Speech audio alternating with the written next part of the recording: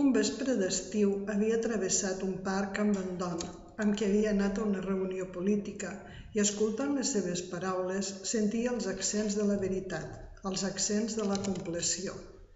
Era una veu rica perquè ho tenia tot a dins, la sang i el nervi, el cor i la calidesa, l'alegria i el dolor, el cos i el cor que bategaven plegats. Fins i tot la cortesia li sortia directament del cor quan li enretirava les branques de davant de la cara, quan parlava d'amor i d'odi, purs, perquè eren odis o amors, no barreges mig fetes d'amor i mig d'odi. Hola, el llibre del qual us he llegit un bocinet és Dins d'una campana de vidre d'Anaïs Nin.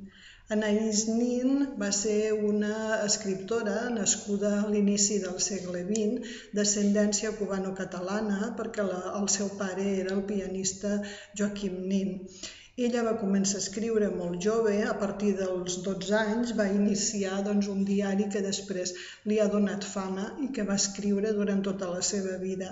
També és coneguda per una altra obra com El Delta de Venus, que és un conjunt de relats eròtics que van estar prohibits i que li han donat una fama, diguéssim, global.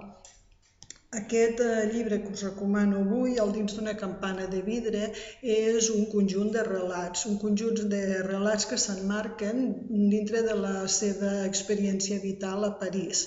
Ella va viure al París bohemi dels anys 20 i en aquest llibre ens parla de la seva estada en una casa flotant, una barca, dels seus amics artistes i de tots els mons complexos, les relacions, els interessos, etc.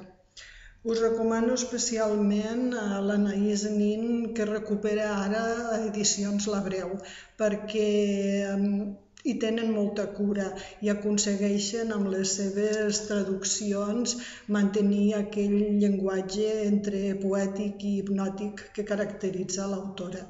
I em sembla que us pot agradar tant com m'agrada a mi. Bones lectures.